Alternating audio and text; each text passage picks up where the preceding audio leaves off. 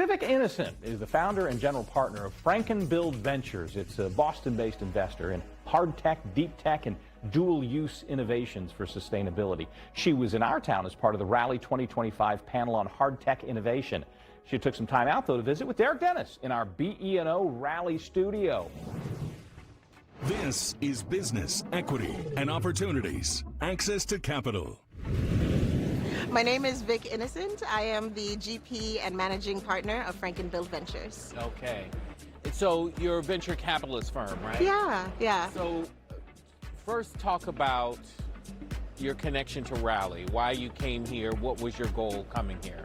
I was invited by the organizers of Rally, and I was absolutely ecstatic to do it. My VC firm is situated in Boston on the coast. However, I honestly go all throughout the country finding the tough technology that is being built. So when Rally reached out to me, they reached out to me on two ends. One as, hey, we know you're VC, but also they knew my heart and soul used to be an instrument developer myself. So I used to be on the other side also building that tough technology.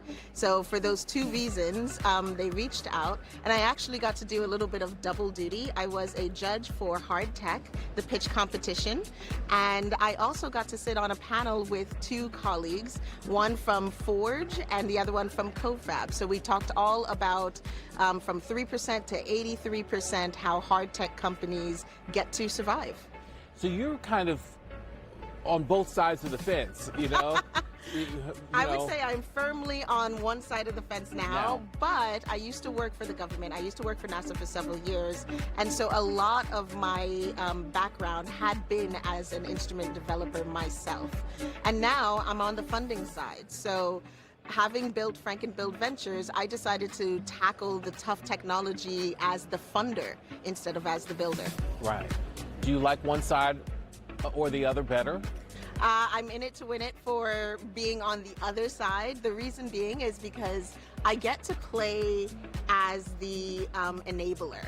You know, when you're an instrument developer yourself, it is fantastic. But even when I was doing that, my best creations was when I spoke to other scientists and technologists who they themselves were like, I just need a new tool so that I can do what I'm doing better.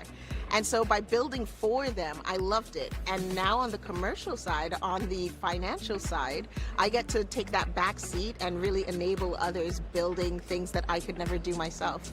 You're making other businesses' dreams come true. Yeah, absolutely. Yeah, I am.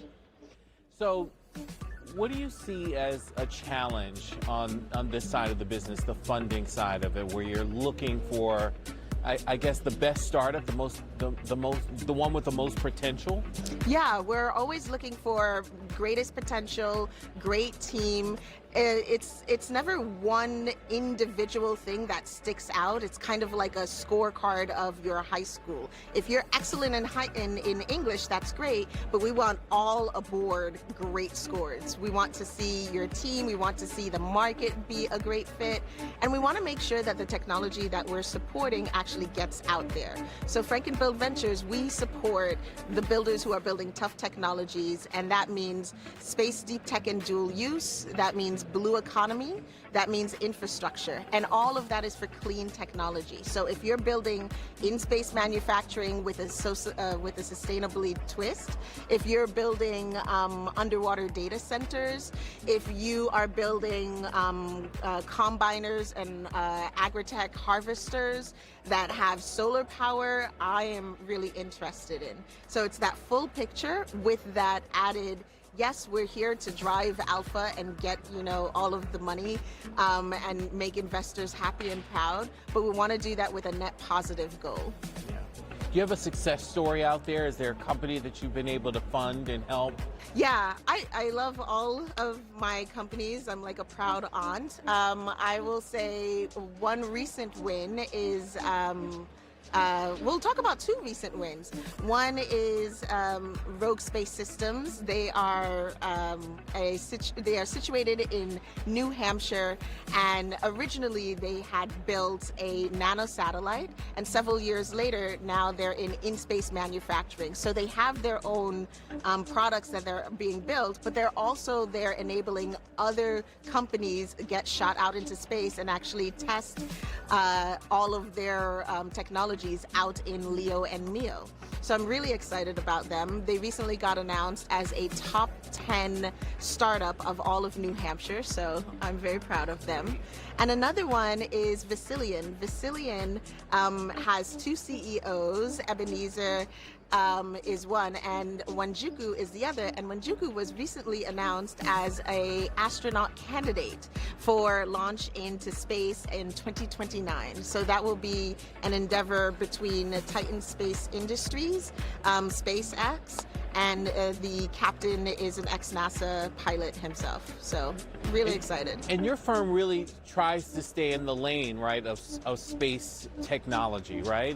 That's sort of your niche. That is one of our niches, absolutely. So we focus on space technologies, but we also look for tough tech that is built underwater as well. So that means ship development, maritime instrumentation, things like underwater seafloor mapping. We are looking into that. Data centers, either on land or underwater. Anything that is built tough, deep tech, folk, which is first of a kind, frontier tech, hard tech, but it also has a sustainability spin. It's all for climate tech. What excites you about this work? What's exciting about this work is because we are specifically in hardware and hard tech and deep tech, this is an arena that many investors don't really touch. As an example, NVIDIA has been in the game for so long, and they are semiconductors, chip development, which we also look at. But it wasn't until about 2 years ago that it became a household name. So it came to the forefront for many other people to realize, hey, if you're building a physical product, that is something that can be life-changing for other industries. And this is something that I really love. The fact that hardware and hard tech and tough technologies, physical AI, robotics, all of that has the potential to help support industries elsewhere. And that's absolutely amazing. Up next on Business Equity and Opportunities, Jane King has the latest Indiana business news from Wall Street.